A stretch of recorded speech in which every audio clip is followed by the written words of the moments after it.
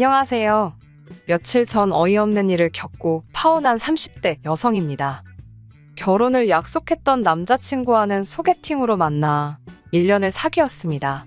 사귀는 동안 술, 담배, 여자 이런 걸로 사람 속 썩이는 거 없는 깔끔한 사람이었어요. 착실하게 직장 생활하는 평범한 회사원이었고 여러 가지로 모난 구석이 없어서 결혼 상대로 딱이다 싶었네요. 하지만 결혼은 진짜 남자고 여자고 당사자만 멀쩡해서 되는 게 아니라는 그 말이 정말이네요. 남자친구에게는 4살 어린 여동생이 있어요. 남자친구와 제가 사귀기 시작했을 당시만 하더라도 대학교를 졸업한 뒤 모 회사에서 계약직으로 일하고 있었지요. 그런데 어이없을 만큼 남자친구의 여동생은 취직이 되질 않았습니다. 정확히 말하면 인턴도 하고 계약직으로도 잘 취직이 되었는데 거기까지가 끝이었달까요? 물론 회사마다 방침도 다를 거고 제가 신경 쓸 일은 아니었지만 남자친구 여동생 하나만 놓고 보자면 얼굴도 예쁘장하게 생겼고 같이 대화를 나눠봐도 멍청한 사람은 아니었거든요.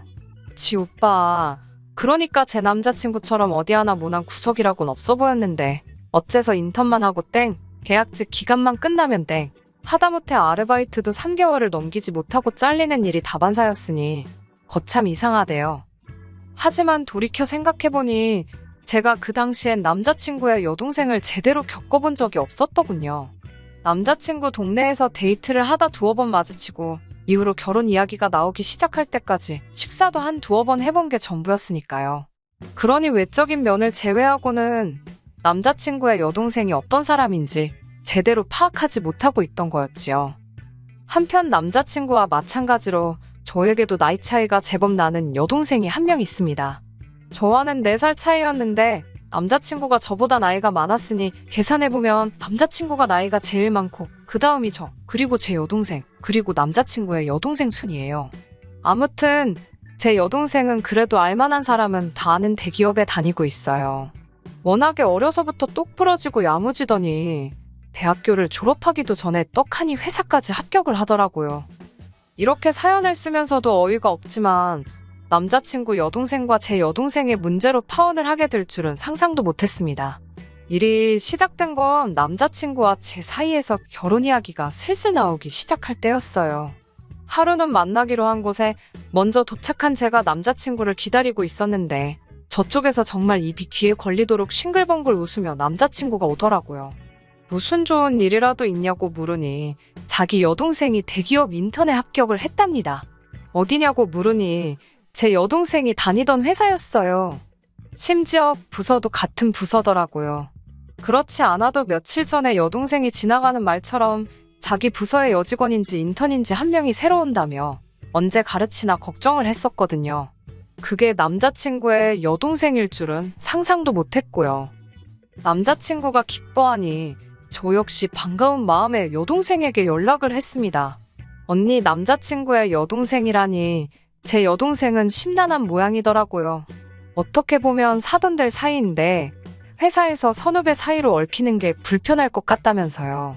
여동생의 말을 듣고 나서야 그럴 수도 있겠구나 싶어서 괜히 말했나 싶고 미안해지더군요. 하지만 곧이어 동생이 누가 오건 간에 일만 잘하면 문제 될 건 없겠지라며 저더러 너무 신경 쓰지 말라고 했습니다. 자기가 신경 많이 쓰겠다면서요. 남자친구도 남자친구대로 어머님과 자기 여동생에게 제 여동생이 같은 회사에 다니고 있다는 소리를 했던 모양입니다. 그러자 어머님께서 너무 잘됐다며 저를 한번 데리고 오라셨대요. 저는 그때만 해도 어쨌든 그래도 사돈 될 사람이 있다고 하니까 남보다는 낫겠다 싶어서 다행이다 싶으신가 보다. 뭐 그렇게 단순하게 생각했어요. 그리고는 그 주 주말에 남자친구 본가에 내려갔지요. 참고로 서울에서 1시간 정도 걸리는 곳입니다. 그렇게 남자친구 집에 도착했어요. 저 때문만은 아니겠지만 그래도 저랑 남자친구가 온다고 그래서인지 점심상에 신경 써주신 게 보이더라고요. 감사한 마음으로 맛있게 먹고 후식으로 제가 사간 케이크를 먹으며 이런저런 대화를 나누기 시작했습니다. 아무래도 결혼 이야기가 오가기 시작한 상황이었으니 상견례 전에 집이라던가 혼수라던가 서로 가볍게 아이디어를 주고받는 시기였거든요. 그런데 어머님께서 무슨 할 말이라도 있으신 듯 한참 뜸을 들이시더니 저에게 부탁 하나만 하면 안 되겠냐 하셨습니다. 제가 말씀해보시라 하니까 전 안 차할 건 알지만 그래도 꼭 좀 들어줬으면 좋겠다고 소위 밑밥을 있는 대로 까시더라고요. 어머님께서는 남자친구 여동생 이야기를 꺼내시면서 혹시 인턴 계약 기간 2달 동안 저와 여동생이 사는 그 집에 남자친구 여동생도 같이 데리고 있을 수 있겠냐고 물어보셨습니다. 생각지도 못한 어머님의 말씀에 저는 무척 당황했지요. 기간이 짧다 보니 어디 월세를 구해줄래도 마땅치가 않다고 하시면서 같은 여자고 회사도 갔다 하니 당신이 걱정 없이 믿고 보낼 수 있겠다며 어떻게 좀 안 되겠냐 하셨습니다. 한 달에 20만 원 정도는 낼 수 있을 것 같다고 덧붙이시면서요. 솔직히 불편할 걸 생각하면 20만 원은 택도 없는 금액이었지만 그 자리에서 싫다 하기도 난처했고 아무튼 저 혼자 결정할 수 있는 일이 아니라서 시간을 달라 했습니다. 저도 동생과 상의를 해봐야 할 것 같다고요. 어머님께선 거의 된 거나 마찬가지인 것처럼 좋아하셨는데 어찌나 불편하고 부담스럽던지요. 집으로 돌아오는 길에 남자친구에게 어머님께서 이런 이야기 하실 거를 알고 있었냐 물으니 솔직히 예상은 했는데 진짜로 물어보실 줄은 몰랐다는 앞뒤 안 맞는 소리나 하더라고요. 이미 들은 걸 따져서 뭐하나 싶다가 문득 남자친구랑 사는 건 안 되나? 그런 생각이 들었어요. 남자친구도 자취 중이었으니까요. 그런데 남자친구 말이 아무리 그래도 남녀 7세부 동석이라는데 어떻게 여동생이랑 원룸에서 같이 지내냐입니다. 아니 남자친구 말이 아주 틀린 건 아니었지만 이러지도 저러지도 못하는 이 상황이 어찌나 답답하던지요. 그렇게 집에 도착하니 여동생이 야식 먹고 싶어서 안 자고 기다렸다며 현관을 열어주더라고요. 하지만 곧이어 잿빛으로 변한 제 얼굴을 보고는 예비 시댁에서 안 좋은 소리라도 들었냐며 걱정을 해주었습니다. 저는 어머님으로부터 들은 이야기를 솔직하게 털어놓았어요. 그러자 여동생도 잠깐 난처한 표정을 짓더니 2달만 있으면 되는 거냐고 되묻더라고요. 그리고는 여동생이 하는 말이 어차피 언니 결혼하면 싫으나 좋으나 봐야 할 사이인데 굳이 얼굴 붉힐 일은 없어야 하지 않겠냐며 알겠다 하더라고요. 저는 여동생에게 너무 고마웠고 동시에 미안했습니다. 변명같이 들릴 걸 알지만 언니로서 칼같이 싫다고 안 된다고 끊어냈다면 가장 좋았겠지요. 하지만 그때 저로서는 결혼을 앞두고 시어머니 될 분에게 좋다 싫다 의견을 밝히는 게 쉽지 않았답니다. 그렇게 첫 출근을 코앞에 둔 남자친구 여동생이 저희 집으로 들어오게 되었어요. 원래는 저와 여동생이 각자 방을 따로 썼는데 제 방을 남자친구 여동생에게 내주고 저와 여동생이 한 방을 쓰게 되었습니다. 저는 남자친구 여동생에게 몇 가지 기본적인 규칙을 일러주었네요. 절대 방 안에 있는 물건에 손대지 말고 전자담배라도 집안에서는 흡연하지 말라고요. 야근이 잦은 제 동생은 정말 집에서 거의 잠만 자다시피 하기 때문에 그 시간만큼은 조용히 해줘야 한다는 것도요. 정말 기본적이고 상식적인 것들 뿐이었어요. 하지만 남자친구 여동생은 제가 생각했던 것과는 달리 아주 개차반이 따로 없대요. 처음 이사 오고 이튿날 친구들을 만난다며 나가더니 새벽 3시가 다 되어서야 기어 들어오더라고요. 말 그대로 고주망태가 되어서 네 발로 들어왔습니다. 당연히 저도 제 여동생도 잠을 설쳤고 있는 대로 예민해졌지요. 오전 11시가 넘어서야 일어난 남자친구 여동생은 저더러 혹시 국 좀 끓여주면 안 되냐길래 그런 거 끓일 줄 모르니까 먹고 싶으면 나가 사 먹으라 했습니다. 솔직히 잠깐 끓여줄까 생각도 했지만 이게 나를 뭘로 보고 이러나 싶은 생각이 더 컸기 때문에 해주기가 싫더라고요.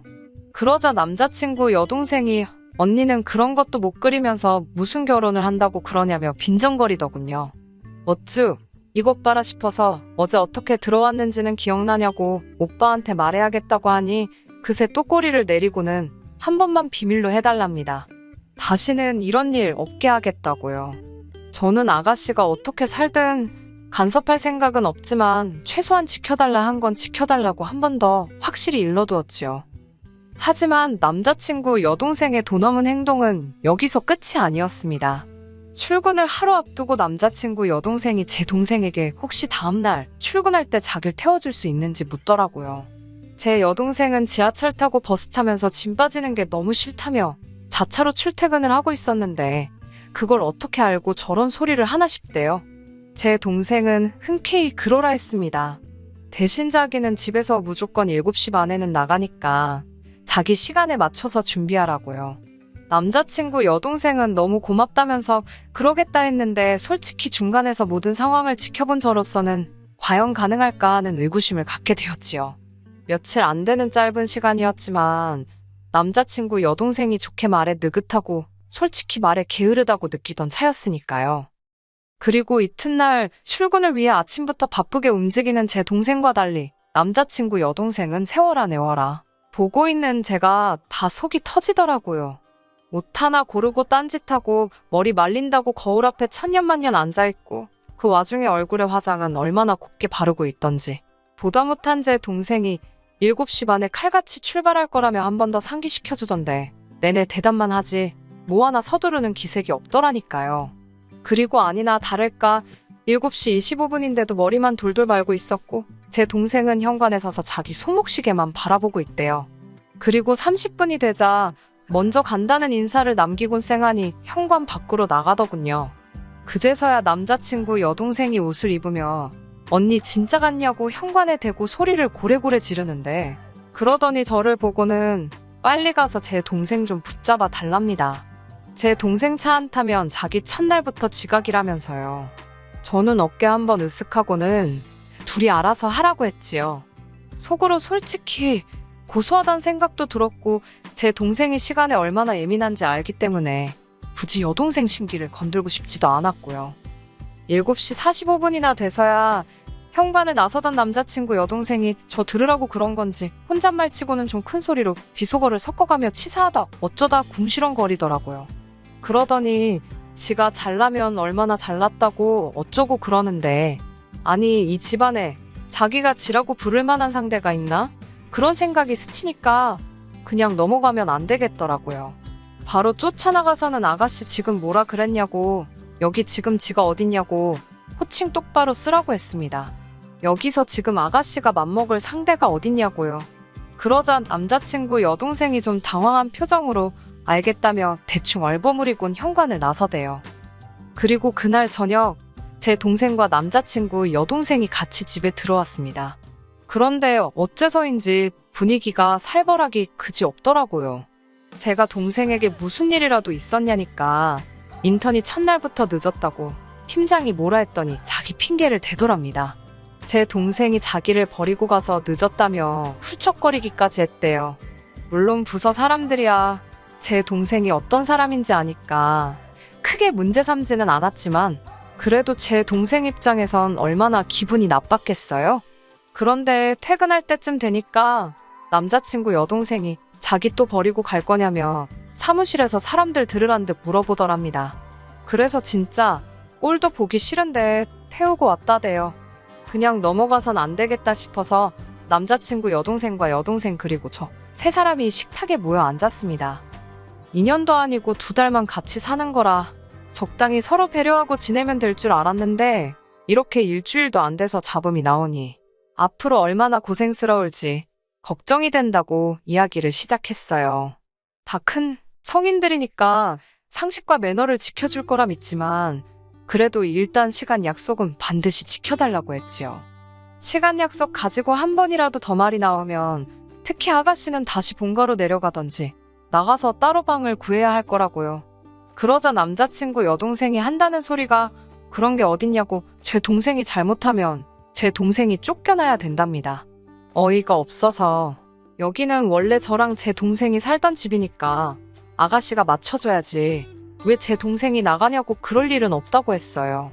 하지만 남자친구 여동생은 계속해서 그래도 앞으로 2달간은 자기까지 셋이서 살기로 했으니 제 동생이 잘못하면 제 동생이 나가는 게 맞다나요? 제가 말도 안 되는 억지 쓰지 말라고 남자친구 여동생 말을 끊었습니다. 두 사람 다 성인인 만큼 서로 배려하고 약속 잘 지키라 한 번 더 당부를 했고 이 정도면 둘 다 특히 남자친구 여동생이 알아들어 먹었을 거라 생각했어요. 제 동생이 그토록 출근 시간에 예민한 건 회사가 크고 좋은 만큼 유능한 직원들도 많아서 그 사이에서 돋보이기가 어렵다고 하더라고요. 승진할 자리는 적지 일 잘하는 사람은 많지. 그렇다 보니 결국 작은 실수에서 판가름이 나곤 한다며. 그래서 출근 시간 같은 것도 허투루 지나칠 게 아니라고요.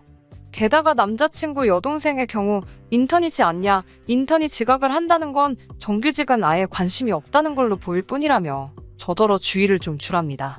자기가 말하면 보나마나 곱게 듣지 않을 거라면서요. 하지만 그런 이야기를 해주면 뭐하나요. 결국 남자친구 여동생과 제 동생이 제대로 한판 붙게 되었습니다. 남자친구 여동생이 출근한 지 정확히 일주일째 되던 날이었어요. 그래도 한 주는 그럭저럭 제 동생 출근 시간에 맞춰서 얻어 타고 가기도 하고 안 되면 택시를 타고 그렇게 해서 출근을 했었거든요. 그런데 돌아온 월요일 아침 출근 준비로 바쁜 제 동생과 달리 남자친구 여동생은 천하태평 한밤중이더군요. 제가 무려 6번이나 깨웠는데도 알아서 한다며 내버려두랍니다. 전날이 주말이라고 토요일 일요일 전부 다 술이 떡이 돼서 들어온 건 뭐 말하지 않아도 예상하셨으려나요. 결국 알아서 한다던 남자친구 여동생은 8시가 넘어서야 일어났습니다. 그것도 제가 마지막이다 생각하고 한 번 더 깨워서 일어난 거예요. 시간을 보더니 혼자 요글요글 하고 돌아다니더군요. 집안에 사람이라곤 지하고 나밖에 없는데 이건 뭐 혼잣말도 아니고 어찌나 신나게 욕을 해대던지 진짜 제 귀가 다 썩는 것 같았습니다. 제가 말 조심하라고 욕하고 싶으면 밖에 나가서 혼자 하라니까 이게 다 저 때문이래요. 제가 제대로 안 깨워줘서 그렇다며 자기 이제 어떡하냐고 엉엉 웁디다. 황당해서 아가씨가 무슨 애도 아니고 남 탓하지 말고 지금이라도 얼른 준비하고 가라고 그랬어요. 병원을 갔다고 하든 어쩌든 잘 모면할 생각이나 하라고요. 그러면 상식적으로 대충 눈곱만 떼고라도 일단 최대한 빨리 회사에 가야 할 것 아닌가요? 그런데 그 와중에 30분씩 샤워를 하고 얼굴에 그림 그릴 거 다 그리고 보는 제가 다 속이 터지더라고요. 그리고 그날 밤 사단이 벌어졌습니다. 제 여동생 혼자 퇴근했길래 남자친구 여동생은 같이 안 왔냐니까 모른답니다. 그러면서 저더러 그거 완전 또라이라고 욕을 하더라고요. 둘이 또 싸웠나?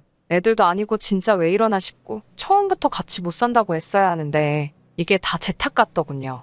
그런데 저녁 9시가 다 되어갈 무렵 남자친구 여동생과 생각지도 못한 한 사람이 같이 집 안으로 들어왔습니다. 어머님이셨어요. 어머님께서 제 여동생을 보더니 어른이 왔는데 인사도 할 줄 모르냐며 아가씨가 우리 딸을 그렇게 무시하고 그랬냐고 삿대질을 해대시더라고요. 놀란 제가 동생 앞으로 나서서는 이게 무슨 행동이냐고 따졌습니다. 왜 남의 동생한테 그러시냐 하니까 니네 둘이 편먹고 우리 딸 괴롭혔냐며 소리를 빽 지르시는 거예요. 어이가 없어서 그게 무슨 소리냐니까 애 출근해야 되는데 깨워주지도 않고 이것도 못하게 하고 저것도 못하게 하고 출퇴근 시간에 일부러 떼놓고 다니고 유치하답니다. 그러면서 제 동생더러 인물도 없는 게 못생겼으면 착하게나 살라나요? 어이가 없어서 어디 말씀을 그렇게 하시냐고 받아쳤습니다. 어머님 딸은 그렇게 인물이 좋아서 취직도 하나 못하고 여기저기 전전하느냐고 받아치니 한 대 당장 칠 기세로 손을 쳐드시더라고요. 제가 한 대라도 치셨다간 그대로 폭행으로 신고할 거라니까 너 내 아들이랑 결혼하기 싫어서 일어나 보지. 한마디로 결혼을 가지고 저를 협박하시대요? 그러자 제 동생이 먼저 나서서 어머님더러 죄송하답니다. 그래도 언니 결혼은 막지 말라면서 바보 같은 지지배가 자기 때문에 제가 결혼 못하나 싶어서 순간 쫄은 모양이더라고요. 어머님께선 그런 동생더러 언니 결혼시키고 싶으면 내일 회사 가서 자기 딸 정직원으로 뽑아달라고 그러라며 말 같지도 않은 소리를 하시대요. 제가 됐다고 결혼 안 하면 그만이니까 빨리 짐 빼서 나가라 했습니다. 그제서야 어머님이 꽤나 당황하신 얼굴로 저를 바라보시길래 못 들으셨냐고 결혼 안 한다고 다시 한번 말씀드렸지요. 어머님이랑 어머님 따님 보니까 개판이다 싶어서 사람이 개판에서 어떻게 어우러져 사느냐고 싫다 했습니다. 남자친구한테도 어머님이 직접 말씀 좀 전해달라 했어요. 두 사람을 내쫓고 한 1시간이나 지났을까 누군가 급하게 현관을 두드려 내다 보니 남자친구였습니다. 이별은 직접 이야기하는 게 매너인가 싶어 밖으로 나갔어요.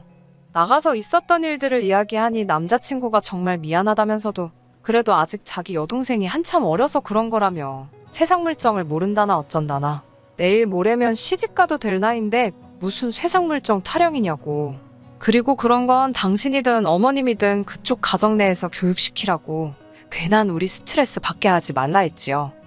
남자친구 표현에 의하면 저희 결혼이 잠정 연기가 된 거랍니다. 하지만 저는 파혼이라고 분명히 이야기했어요. 남자친구에 대한 감정 자체가 식은 건 아니라서 문득문득 힘들고 가슴 아프고 그렇긴 하지만 결혼을 한 것도 아니고 하겠다는 말만 했는데도 저를 아랫사람으로 보고 예의를 팔아먹은 남자친구 여동생이나 여차하면 한 대 칠 기세이신 어머님을 보고 나니 그 집에 며느리로 들어갔다간 무슨 더한 꼴을 볼지 모르겠다 싶어서 남자친구에 대한 미련도 하루가 다르게 줄어드네요. 그냥 남자친구도 저도 다 각자의 위치에서 잘 살기를 바랄 뿐입니다. 끝까지 들어주셔서 감사합니다. 오늘의 사연은 여기까지입니다. 구독과 좋아요, 알람 설정 부탁드리고 더 좋은 사연으로 다시 찾아뵙겠습니다. 감사합니다. 신바람 사연 아파트 오늘의 사연 시작하겠습니다. 안녕하세요. 매번 사연을 듣기만 했는데 오늘은 제 이야기를 해보러 왔습니다. 어떻게 시작해야 할지 조금 두서가 없더라도 이해해주세요. 저와 남편은 결혼 전문 중개업체를 통해 만난 사이입니다. 제가 어디 부족하고 그래서 업체를 통해 남자를 만난 건 아니고요. 저와 가치관과 성향이 비슷하면서도 어느 정도 조건도 잘 맞는 그런 남자를 주변에서나 지인을 통해서는 찾기가 쉽지 않더라고요. 괜히 시간 낭비하는 것도 싫고 여러 가지로 업체를 통하는 편이 저에게 유리하겠다 싶어 내린 결정이었습니다.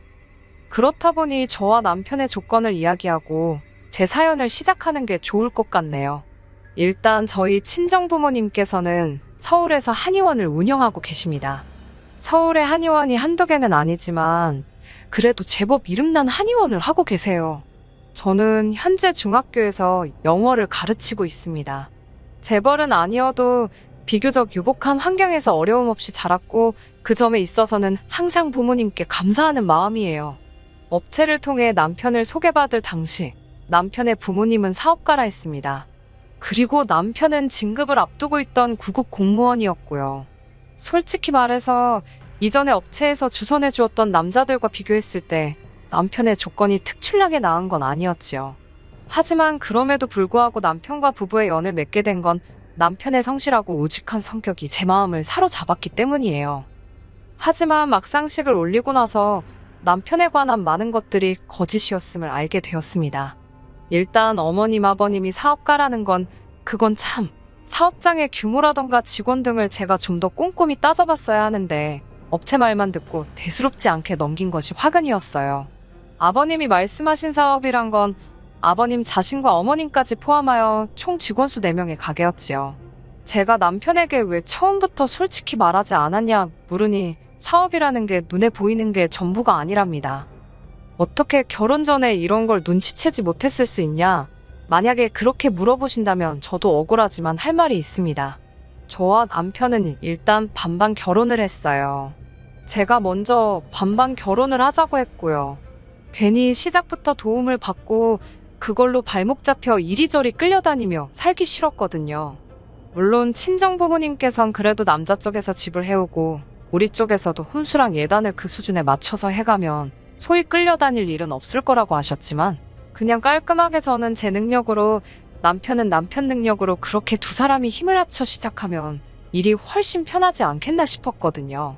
그래서 소위 시부모님의 재력을 엿볼 기회가 없었네요. 아무튼 지나간 일을 탓해서 무엇하겠나 싶어 이미 결혼식은 올렸고 앞으로 잘 살면 된다고 생각했습니다. 그래서 남편에게도 지난 일을 문제 삼아 흠을 잡거나 따져 묻거나 그런 행동은 하지 않았어요.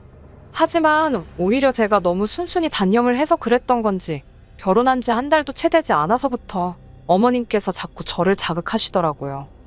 처음 시작은 보약이 문제였습니다. 원래도 체력이 좋은 편이 아닌데 결혼을 하고 나니까 체력이 더 떨어지는 게 느껴지더라고요. 부모님과 같이 살 때는 솔직히 제 몸 하나만 신경 쓰면 됐지 제가 살림이며 요리며 할 이유가 없었어요. 집에 일을 도와주러 오시는 분도 계셨고 그런데 결혼을 하고 나니까 해봤자 티도 안 나는 그렇지만 안 할 수 없는 잡다한 일들이 많더라고요. 그렇다고 남편이 아예 살림을 모른 척 한 거는 아니에요. 그 사람도 그 사람 나름대로 하기는 했는데 그 사람도 안 하다 하는 일이라 그런지 한다고 해놓은 걸 봐도 제 성에 차질 않았습니다. 제가 독박 살림을 했다 뭐 그런 건 아니지만 그래도 결국엔 제가 해야 하는 일이 많았어요. 그렇다 보니 순식간에 3kg도 넘게 빠졌고 그런 제 모습을 본 친정부모님께선 걱정을 많이 하셨지요. 당장이라도 일하는 사람을 하나 쓰라며 친정어머니께서 야단이셨지만 솔직히 어쨌든 처음으로 독립을 했고 제 살림이다 생각하니까 남의 손을 빌리기가 싫더라고요. 그러자 친정아버지께서 그러면 보약이라도 한 채 해주겠다 하셔서 그럼 그건 감사히 먹겠다 했습니다. 그렇게 보약 한 채를 받아서 집 냉장고에 넣어뒀어요. 그런데 며칠 뒤 하루는 연락도 없이 어머님께서 오셨습니다. 사실 어머님 아버님은 당신들이 속인 게 절대 아니라며 업체 탓을 하셨지만 업체에서는 업체대로 어머님 아버님이 자기들을 속였다며 서로 탓을 하던 상황이었거든요. 제 추측이지만 이후로 어머님께선 제가 그 일로 인해 당신이나 아버님 혹은 남편을 무시하는 건 아닌지 아주 눈에 쌍심지를 켜고 저를 감시하는 것 같더라고요.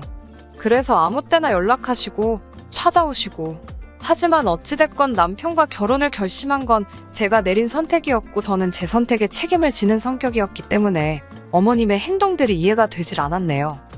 아무튼 그렇게 찾아오신 어머님께서는 마치 제 흠이라도 잡으려고 작정이라도 하신 듯 화장실이며 부엌이며 다 살펴보기 시작하셨습니다.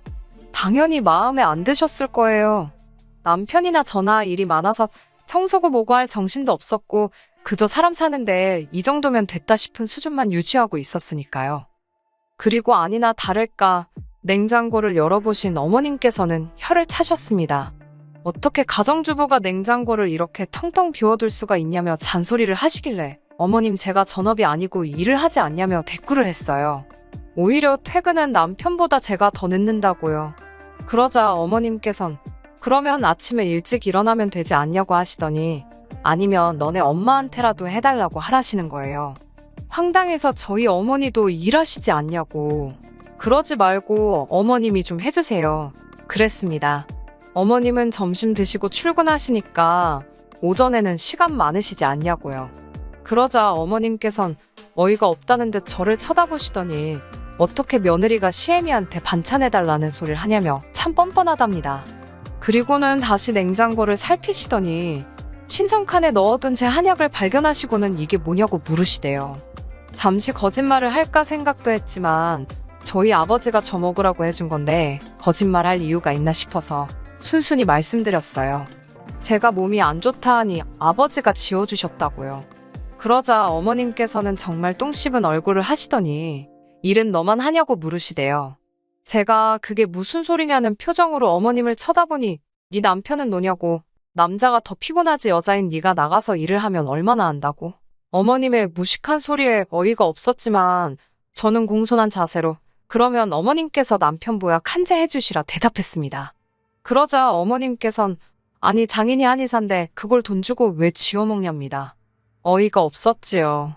막말로 어머님이 저희 아버지한테 무슨 보약을 맡겨놓으신 것도 아니고 칼만 안 들었지 날강도라는 말을 이럴 때 쓰는 건가 싶었거든요. 하지만 어머님하고 그런 거 따져서 뭐하나 싶어서 알겠다고 아버지께 말씀드려서 김서방 보약도 해드리라고 하겠다 했습니다. 어머님께서 돌아가신 후 아버지께 연락을 드려 방금 있었던 일을 말씀드렸습니다.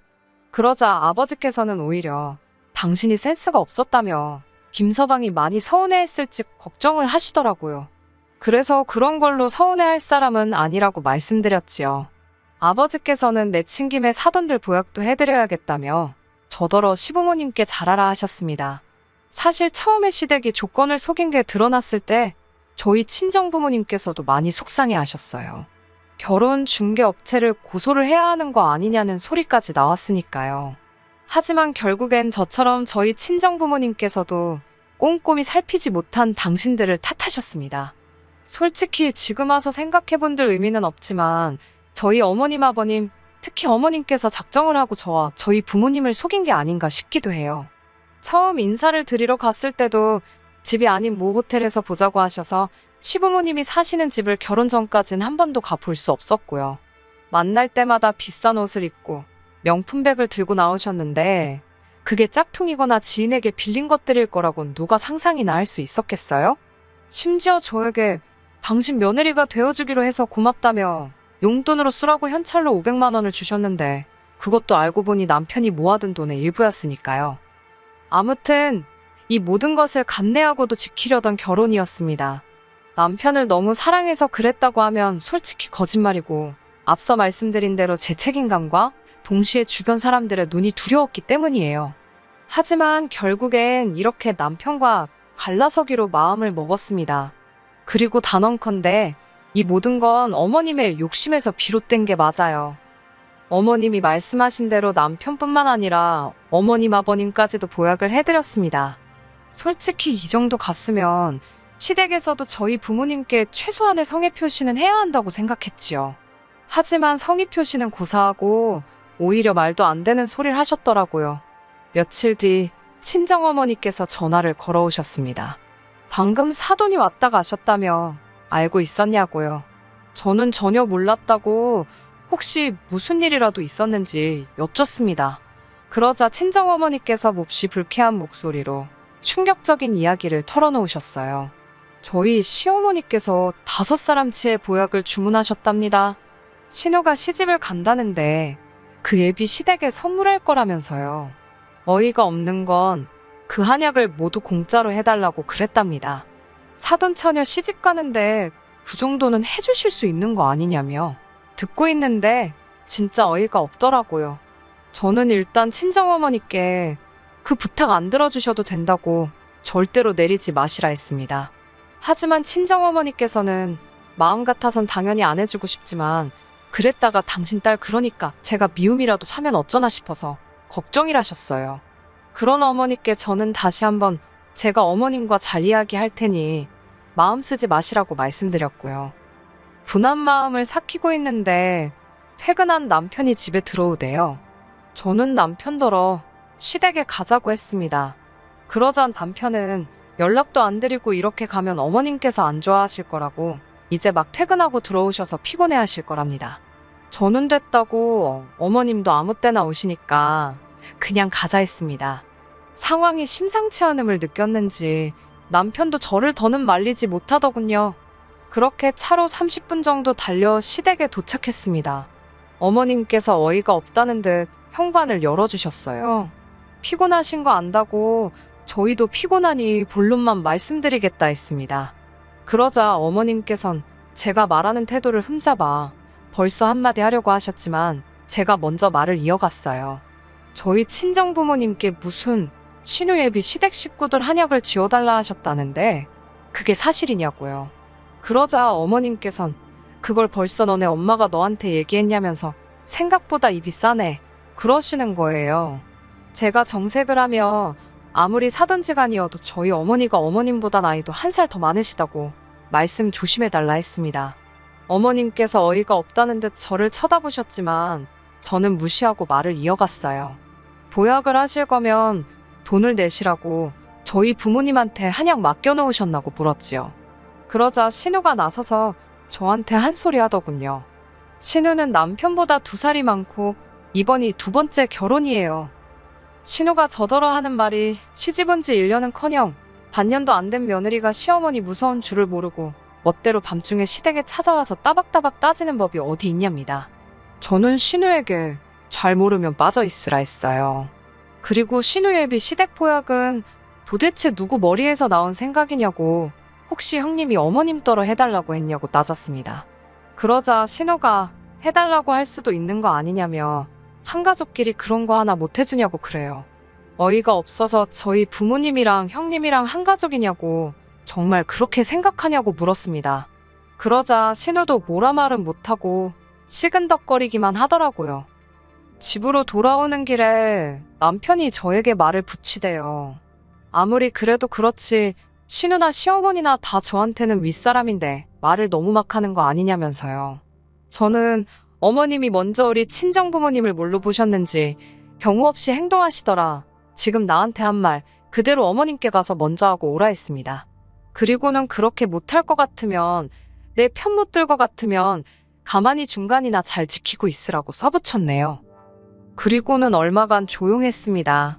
어머님이 화가 단단히 나셨는지 연락이 없으셨는데 그게 그렇게 편하더라고요. 물론 그 평화가 오래가지는 않았지만요. 퇴근 준비를 하고 있는데 친정어머니께서 이게 무슨 일인지 모르겠다며 연락을 해오셨어요. 무슨 일인가 들어보니 어떤 가족이 와서는 저희 아버지가 지은 한약을 먹고 온몸에 두드러기가 났다며 난리를 치더랍니다. 그런데 먹다 남은 거라며 들고 온 한약 봉지를 보니까 저희 부모님 한의원 게 아니더래요. 그런 한약은 만든 적이 없다고 하니 믿질 않아서 실제로 한의원에서 쓰는 봉지를 다 보여주고 난리가 났었다고요. 그 가족이 저희 부모님 한의원을 고소하겠다 하길래 그러라 했답니다. 듣고 있는데 어이가 없어서 정말 이 한의원에서 직접 산 게 맞는지 물어보셨냐니까 선물 받았다고 하더랍니다. 그러면서 그 사람들이 선물 받을 때 받은 명함이라고 보여주길래 사진을 찍어뒀다며 저에게 그 사진을 보내주셨어요. 그런데 사진을 확인한 순간 이 모든 일이 어떻게 벌어진 일인지 퍼즐 조각이 맞춰지더라고요. 그 명함은 제가 어머님께 드린 거였습니다. 언젠가 어머님이 부모님 한의원 명함 좀 달라시길래 급한 대로 제가 가지고 있던 걸 드렸거든요. 그런데 그 명함이 처음에 시범으로 몇 장 뽑았던 거라 전화번호 하나가 잘못 나와서 제가 임의로 수정을 해놨었지요. 그런데 사진 속 명함이 바로 제가 수정한 그 명함이더라고요. 저는 바로 시댁으로 달려갔고 아니나 다를까 어머님께서 절 붙들고는 잘 왔다며 저 때문에 지금 사단이 났답니다. 그게 무슨 말씀이시냐 하니 하시는 말씀이 저희 집에서 보약은 안 해준다 하지.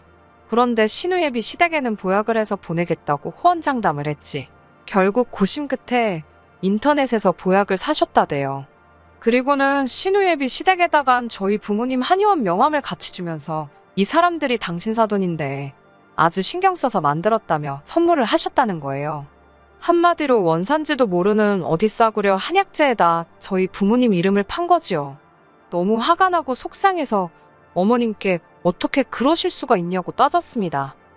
어머님께선 미안하게 됐다면서도 그러면 넌 네 신우가 시집도 못 가고 저렇게 평생 혼자 늙어 죽었으면 좋겠냐입니다.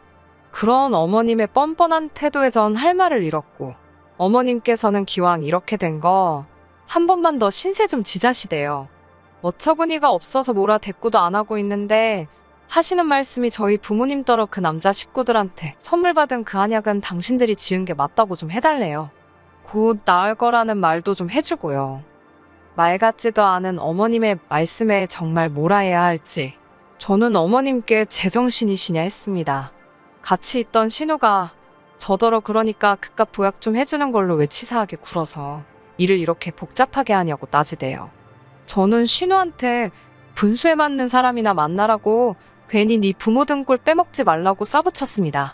어머님께도 저희 부모님 이름 한 번만 더 파시면 가만히 안 있는다고 명예훼손으로 고소할 거라 했어요. 아마 어머님이 하신 행동이 법적으로 한두 개만 걸리는 건 아닐 거라고 그러니 저 열받게 하지 마시라고도 했지요. 그러자 어머님께서는 제가 시댁 알기를 뭐같이 안다며 진작에 알고 있었답니다. 제가 당신을 무시하는 거려. 반성은 고사하고 조금의 미안함마저 느껴지지 않는 어머님의 태도에 진절머리가 나더군요. 그때 신우에게 들었는지 남편도 시댁으로 왔습니다. 남편이 저를 잡아 이끌며 집에 가자고 집에 가서 이야기하자길래 됐다 했어요. 이렇게 경우 없는 어머님하고 한시도 더 가족이란 이름으로 얽혀있기 싫다 했습니다. 이래서 기우는 결혼은 하는 게 아닌가 보다고 하니 남편이 말이 너무 심한 거 아니냐며 언성을 높이더군요. 솔직히 남편이 언성을 높인 건 그때가 처음이었기에 조금 충격적이긴 했지만 그렇다고 그동안은 제 편을 들어준 건 아니니까요. 그나마 중간에 있을 때는 서운한 건 없었는데 팔은 역시 안으로 굽는구나 싶어서 그냥 여기까지만 하자 했습니다. 솔직히 말하면 그 짧은 두세 달의 시간 동안 제가 너무 지쳤던 것 같아요.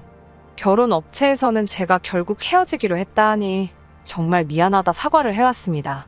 그리고 덧붙이기를 자기들이 아무래도 이상해서 서류를 검토해보니 시댁에서 서류를 위조한 것 같다며 자기들도 지금 시댁을 고소할 예정이라며 저는 제가 도울 게 있으면 돕겠다고 했습니다. 그리고 신우는 결국 파혼했어요. 그 남자 쪽에서도 신우와 시댁의 실체를 알아차린 건지 그놈의 체면 때문에 진작에 갈라서야 했을 걸 여기까지 질질 끌고 왔다는 사실이 솔직히 부끄럽고 속상합니다. 그래도 더 늦기 전에 지금이라도 제 자리를 찾았다는 게 다행이다 싶네요. 당분간은 건강관리에 힘쓰며 지낼 생각이에요. 끝까지 들어주셔서 감사합니다. 오늘의 사연은 여기까지입니다. 구독과 좋아요, 알람 설정 부탁드리고 더 좋은 사연으로 다시 찾아뵙겠습니다. 감사합니다. 신바람 사연 아파트, 오늘의 사연 시작하겠습니다. 안녕하세요. 가정교육을 운운하시는 어머님 때문에 남자친구랑 파혼을 결심한 여성입니다. 대학생활 4년을 하면서 한눈 팔지 않고 정말 공부만 했어요. 대학 성적은 평생 꼬리표처럼 따라다닌다는 선배들의 말이 거짓말 같지 않았거든요. 그렇게 대학을 졸업한 뒤 그런대로 알아주는 대기업에 입사했습니다. 회사에 들어가고 어느 정도 적응을 하기 시작할 무렵부터 여기저기서 조금씩 소개팅도 들어오고 부모님을 통해서 선자리도 들어오더라고요. 당시 저는 일에 대한 욕심도 있었지만 한편으로는 몇 년 동안 너무 한 길만 보고 달려와서인지 연애도 좀 해보고 싶은 생각이 들었지요. 그래서 소개팅을 하기 시작했어요. 선자리는 부모님을 거쳤다는 것 자체가 부담스럽게 느껴져서 피하게 되더군요. 아무튼 문제는 비슷한 소개팅을 연거푸하다 보니 문득 주말마다 이게 뭐하는 짓인가 싶대요. 그렇지만 이미 약속이 잡힌 자리를 무턱대고 물을 수도 없어서 나가게 된 마지막 소개팅에서 남자친구를 만나게 되었습니다. 남자친구는 저보다 2살이 많은 평범한 직장인이었어요. 까놓고 말해서 회사 자체는 제가 다니던 회사보다는 못했지만 일하는 분야가 비슷해서인지 대화가 잘 통하더라고요. 애도 사는 곳도 가까웠고 회사도 멀지 않아서 여러 가지로 잘 맞는다는 생각이 들었어요. 그리고 결정적으로 남자친구가 만날 때마다 적극적으로 뭘 할지, 어떻게 할지, 어디를 갈지 그런 것들을 준비해 왔었거든요. 사실 제가 연애를 한 번도 안 해봤던 때라서 연애만큼은 남자가 이끌어줬으면 좋겠다는 바보 같은 환상을 가지고 있었습니다. 그렇기에 저돌적인 남자친구의 태도가 너무 마음에 들었던 게 사실이에요. 이후로 저희의 연애는 남자친구가 계획을 세우고 제가 따라다니는 시기였어요. 하지만 점점 시간이 지나니 단지 데이트뿐만 아니라 제 생활을 좌지우지하려는 낌새가 느껴지더군요. 그래서 사귄 지 반년쯤 되었을 때 헤어지자고 했습니다. 제가 연애만 안 해봐서 그렇지 다른 부분에 있어서는 주도적이고 독립적인 사람인데 언젠가부터 남자친구가 매사 감나라 대추나라 하니까 너무 스트레스였어요. 그런데 제 입에서 이별 얘기가 나오자 남자친구는 자기는 그저 제가 잘 되길 바래서 그랬다. 너무 마음이 앞섰다며 앞으로는 자기가 저에게 맞춰가겠다고 말 그대로 싹싹 빌면서 저를 붙잡더라고요. 결국 남자친구의 진심 어린 사과에 한 번 더 믿어주기로 했어요. 그리고 정말이지 이별의 위기를 극복하고 난 이후로는 남자친구는 늘 제 의견을 묻고 제 의사를 존중해 주었지요. 그렇게 사귄 지 2년 만에 남자친구에게서 프로포즈를 받았습니다. 연애 초반에 위기가 있긴 했어도 돌이켜보면 무탈한 연애였다 싶었고 또 다른 사람이랑 새롭게 시작할 엄두가 안 나기도 했어요. 그래서 프로포즈를 받아들였고 본격적으로 결혼 이야기를 나누기 시작했지요. 남자친구는 저를 어머님께 소개하고 싶다고 했고 저도 제 시어머니 되실 분이 어떤 분일지 궁금했기에 좋다고 했습니다. 그렇게 남자친구 본가에 가게 되었어요. 돌이켜 생각해보면 어머님에 대한 첫인상이 그렇게 썩 좋지는 않았습니다. 본가에 방문했을 당시 남자친구는 거의 반년 만에 내려가는 거라고 했어요. 어머님께선 상다리가 부러지도록 한 상 차려두셨는데 그게 저를 위한 상이 아니라는 건 제가 앉을 자리를 정해주실 때 바로 눈치챌 수 있었네요. 갈비찜이며 잡채며 소위 잔치 음식은 죄다 남자친구 앞에 있었고 제 앞에는 김치와 나물 반찬 몇 개가 있었거든요. 처음 인사드리러 간 제가 팔을 쭉 뻗어 남자친구 앞에 있는 반찬을 먹는다는 건 정말 눈치 보이는 일이었습니다. 게다가 어머님께선 여자 몸에 나물이 좋다며 자꾸 나물하고 김치만 저에게 권하셨는데 기분이 좋지는 않더라고요. 그래도 뭐 제가 밥 한 끼 얻어먹으려고 내려온 건 아니었으니 크게 신경 쓰지 않으려고 했습니다. 식사를 마치고 나서 아버님이 남편더러 목욕탕에 가자고 그러시더군요. 오랜만에 아들이 내려왔으니 이참에 목욕탕 가서 때 좀 밀고 싶으시다고요. 설마 나랑 어머님이랑 단둘이 남겨놓고 나갈까 싶었는데 어처구니 없게도 남자친구가 저더러 2시간 안에 올 테니 어머님이랑 즐거운 시간을 보내고 있으랍니다. 그땐 정말 어찌나 황당하던지 그래도 시부모님이랑 남자친구랑 6개월 만에 봤다 하니 참아주자 싶었지요. 그렇게 올떨결에 어머님이랑 단둘이 남게 되었어요. 어머님께선 남자들 있으면 편하게 이야기를 못한다며 차라리 잘 됐다고 하시더군요. 그러면서 이제 당신 며느리나 마찬가지니 편하게 생각하고 이런저런 이야기를 좀 해야겠다 하셨는데 이미 느낌이 쎄하더라고요. 그리고 저는 생각지도 못한 몇 가지 어머님 말씀에 따르면 조언을 듣게 되었습니다. 제 남자친구는 사귀는 내내 감기 한 번 걸린 적 없는 튼튼하고 건강한 사람이에요.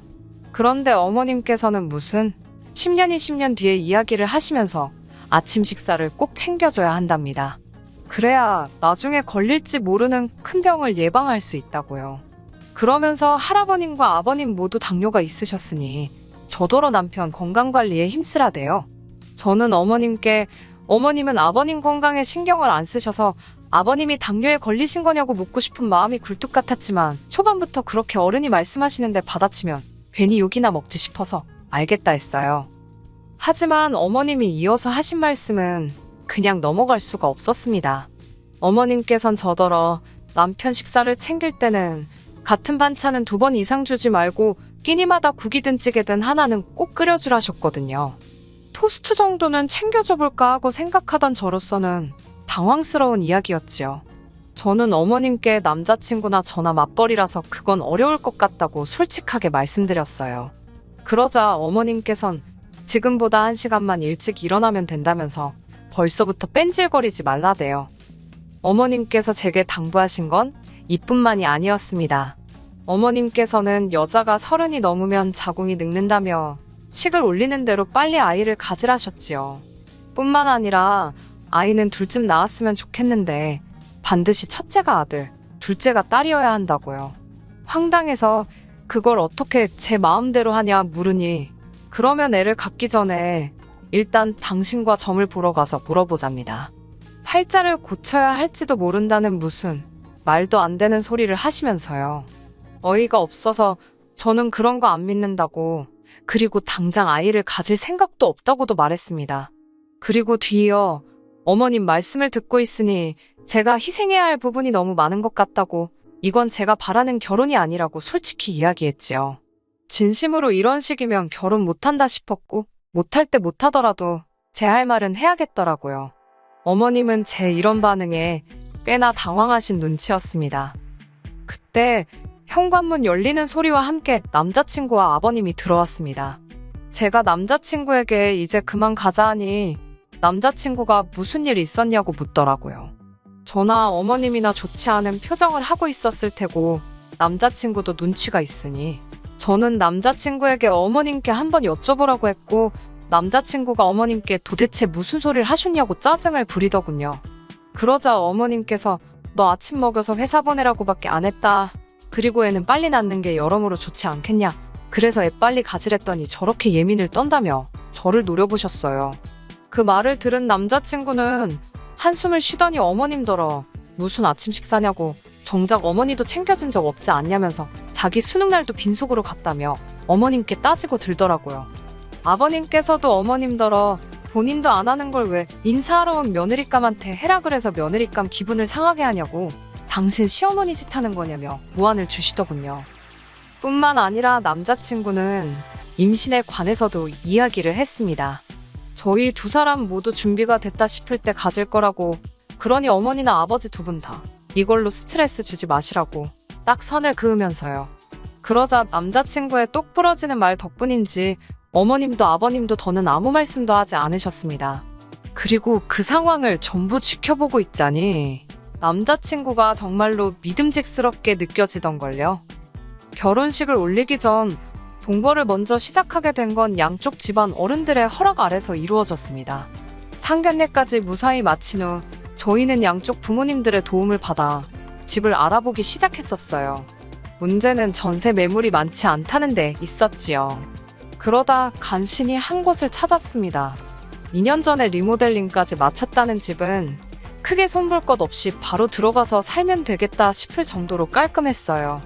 게다가 가전도 다 포함이라서 이제 막 시작하는 단계였던 저희에겐 정말 딱이다 싶었지요.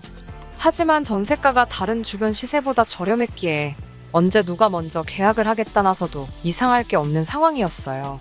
그런 와중에 남자친구가 자취를 하던 오피스텔도 계약 기간이 끝나가고 있었고, 게다가 양쪽 부모님들 전부 이제 식만 올리면 되는데 그게 무슨 큰 흠이 되겠냐며 여러 가지로 저희가 그 집을 계약하고 살림을 먼저 꾸리는 게 이상하긴커녕 오히려 자연스러운 상황이었습니다.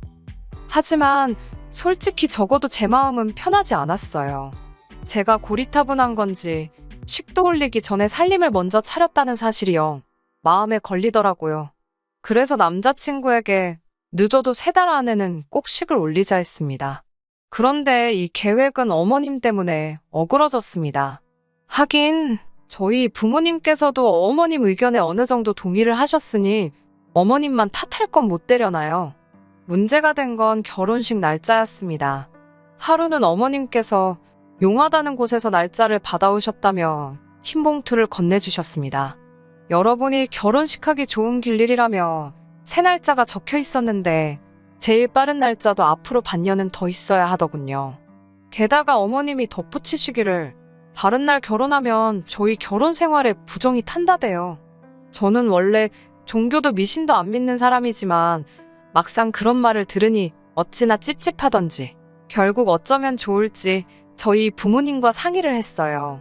저희 부모님께서는 저와 마찬가지로 난처하고 불편한 기색을 보이셨고요. 하지만 결국 저희 부모님께서도 어차피 하기로 한 결혼인데 급할 게 뭐 있냐며 받아온 날짜에 하는 게 좋겠다 하셨습니다. 애시당초 식장을 예약한 것도 청첩장이 나온 것도 아니었기에 사실 크게 문제될 건 없었습니다만 결혼 전 동거 기간이 길어지니 솔직히 기분이 좋지만은 않았어요. 그러다 이렇게 문제가 생기게 된 건 같이 살기 시작한 지 3개월쯤 되었을 무렵이에요. 어머님께서 연락도 없이 저희 집을 방문하셨습니다. 이렇게 표현하면 좀 그렇지만 처음 당하는 일도 아닌데 기분은 좋지 않았어요. 전화 한 통만 먼저 주시면 되는데 제가 못 오게 할 것도 아닌데 꼭 무슨 기습공격이라도 하시듯이 갑자기 나타나셨거든요. 심지어 지난번에는 뭐 하시냐 연락드리니 시내 병원 간다 하셔놓고 저희 집에 오신 적도 있으세요. 그러면서 저더러 하시는 소리가 남자친구가 출근한 사이에 뭔 짓을 하려고 당신한테까지 전화를 해서 염탐을 하느냐입니다. 농담처럼 말씀하셔서 저도 능글맞게 넘어가긴 했지만 나를 뭘로 보고 저런 말씀을 하시나 싶어 한마디로 기분이 다 더럽더라니까요. 그날도 무턱대고 오셔서는 그렇게 저희 집 구석구석을 살피기 시작하셨습니다. 현관부터 안방 화장실까지 그렇게 들쑤시고 다니시면서 당신 마음에 안 드는 구석이 있으면 이래라 저래라 말씀도 많이 하셨어요. 솔직히 듣기 좋은 꽃노래도 한두 번이지 말로만 다 저랑 남자친구랑 잘 살라고 그러는 거라 하시면서 트집을 잡아대시니 어떤 며느리가 좋다 하겠어요? 그러다 어머님께서 저희 냉장고를 열어보셨습니다. 냉장고 안에는 저희 어머니가 보내주신 반찬들이 가득 들어있었고요. 제가 맞벌이긴 해도 회사 방침에 변화가 생기면서 일주일에 3일은 출근하고 이틀은 집에서 일하게 되었거든요. 그렇다 보니 집에서 식사하는 횟수가 늘어났지요. 뿐만 아니라 남편도 전과 달리 야근이 많이 줄어서 둘이 같이 저녁을 먹는 빈도수가 늘어났고요. 그런데 제가 요리를 정말 못합니다. 결혼 전에는 계란 후라이나 라면 정도 해먹은 게 전부지 제가 소위 끓이고 볶고하는 요리를 할 일이 없었거든요. 그래서 집들이 때도 제가 직접 하는 대신 유명한 맛집에서 파는 음식을 공수해왔습니다. 그런데 어머님께선 넌 여자면서 이런 음식도 못해서 돈 낭비를 하냐며 집들이 내내 잔소리를 하셨어요. 참다 못한 제가 어머님 아들도 하나도 못하더라고 받아쳤고요. 그러자 어머님께서 당신 아들은 남자인데 그런 걸 어떻게 하냐입니다. 제가 저도 해본 적 없어서 못한다 하니 잘하면서 이런 것도 안 배우고 뭐 했냐고요. 그땐 정말 짜증이 나서 공부해서 어머님 아들보다 좋은 회사 다니지 않냐고 받아쳤습니다. 그리고는 남편은 공부도 저만큼 못하고 음식하는 것도 안 배우고 그럼 뭐 한 거냐고 물었지요. 하지만 이 정도의 대화 때문에 오늘날의 사단이 벌어진 건 아닙니다. 정말 문제가 됐던 건 어머님이 제 냉장고를 보시고 하신 말씀 때문이에요.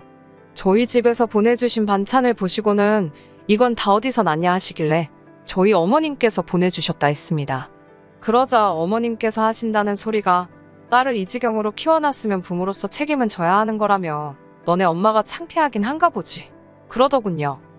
제가 지금 그게 무슨 말씀이시냐고 되물었습니다. 그러자 어머님께선 너 똥손이잖아. 그러시면서 솔직히 당신 아들이 하도 결혼을 시켜달라고 애걸복걸해서 허락은 했지만 무슨 딸을 음식 하나 똑바로 못하는 바보천치로 키워놨는지 이해가 안 간답니다. 그러더니 그동안 저한테 맺힌 게 많으셨는지 막말을 퍼부어대기 시작하셨어요. 여자가 음식도 못해 일한다고 맨날 밖으로 쏴돌아. 그렇다고 성격이 사근사근한 것도 아니고 시부모한테 끔찍히 잘하는 것도 아니니 남자친구가 밖으로 돌아도 외도를 해도 제 책임이랍니다. 그건 제가 이해를 해야 한다면서 만약에 그런 일이 벌어지면 너네 집에 뽀로로 쫓아가서 이야기할 게 아니라 어머님한테 먼저 말을 하라고요. 어처구니가 없어서 그게 왜 제 책임이냐 하니 여자가 내조를 잘하면 남자가 그런 생각을 할 이유가 없다나요. 남자가 그렇게 될 때는 다 여자한테 문제가 있어서 그런 거라며 쓸데없는 짓 하지 말고 반드시 어머님한테만 이야기를 하래요. 듣고 있자니 정말 코가 막히고 기가 막히는 게 이런 건가 싶었지요. 저는 어머님께 그럼 어머님은 일단 저한테 돈부터 좀 주셔야겠다고 했습니다. 그러자 어머님은 저를 마치 무슨 자다가 봉창 두들기냐는 식으로 쳐다보시대요. 저는 그런 어머님을 똑바로 쳐다보면서 어머님께서 아들을 저렇게 밖에 못 키우셔가지고 남자가 여자인 저보다 돈을 못 벌어오니 어머님이 책임을 지셔야 할 것 아니냐고 말을 이었어요. 아들을 키우실 때 어떻게 키우셨길래 남자 구실도 제대로 못하고 돈도 여자인 저만큼 못 벌어오느냐고요. 뒤이어 아내의 역할은 제대로 하신 거냐고도 물었네요. 아버님을 보면 하루가 멀다 하고 여기가 아프고 저기가 아프다 하시는데 어머님은 저처럼 일을 하시는 것도 아닌데 집에서 도대체 뭘 하시길래 아버님 건강관리도 제대로 관리를 못 하셨냐고 물었네요. 아, 그럼 어머님이 이렇게 아내로서도 엄마로서도 제대로 못 하신 걸 혹시 시외할머님이 책임지고 계신 거냐고 아주 그냥 다다다다 써붙였습니다. 어머님께서는 말 그대로 저를 무슨 동네 미친 엑스보듯 바라보시더니 저더러 돌았답니다. 아주 제정신이 아니라고 지금 제가 뭐라 짓거리는 건지 알기나 하냐고요. 그래서 잘 안다고 어머님도 하시고 싶은 말씀 다 하시는 것 같아서 저도 한번 다 해봤다 했습니다. 그러자 어머님께서 가만히 못 넘어가신다며 당신 아들한테도 다 이야기할 거고 결혼도 없던 일로 만드시겠다대요. 그러시라고 했습니다. 저도 어머님 같은 분 제 시어머니로 모시고 싶지 않아서 남자친구가 뭐라고 하든 제가 이 결혼 생활 이어가기 싫다고요. 그리고 그때 타이밍 좋게 남자친구가 집에 들어왔습니다. 어머님께서 먼저 남자친구를 붙들고는 아주 무슨 크게 억울한 일이라도 당하신 것 마냥 눈물을 보이셨습니다. 그러자 남자친구가 다짜고짜 저더러 어머님께 뭐라고 했길래 이러시는 거냐며 소리를 지르대요. 그런 남자친구에게 어머님과 나눈 대화를 대충 추려 이야기하니 한숨을 내쉬면서 저더러 왜 번번이 어머님을 이겨먹지 못해 안달이냐입니다. 며느리면 며느리답게 어머님이 말씀하시면 듣는 척이라도 해야 하는 거 아니냐며 자기 입장도 생각해달라나요. 솔직히 남자친구한테 너무 실망스럽더라고요. 어머님이 이상하신 분인 건 진작에 알았고 남자친구 벌이가 저보다 못한 것도 알았지만 그래도 결혼을 결심한 건 적어도 남자친구란 이 인간이 평생 제 편이 되어줄 거란 어떤 확신이 있었거든요. 그런데 다시 보니 그동안 보여준 모습은 그저 제 눈을 가리기 위한 생쇼에 불과했다는 생각이 들더라고요. 저는 그 길로 제 짐을 챙겨 나왔습니다. 그리고 이튿날 남자친구에게 집주인이랑 이야기해서 계약 깰 거니까 이사 준비하라고 연락했어요. 솔직히 그 전세 보증금 늦게 돌려받아도 당장 문제될 건 없었지만 하루라도 더 남자친구랑 엮여있는 건 진저리가 나더라고요. 그렇게 남자친구와 저는 다시 남남이 되었습니다. 어머님 덕분에 식을 늦춰서 얼마나 다행인지 그거 하나는 정말 감사하대요.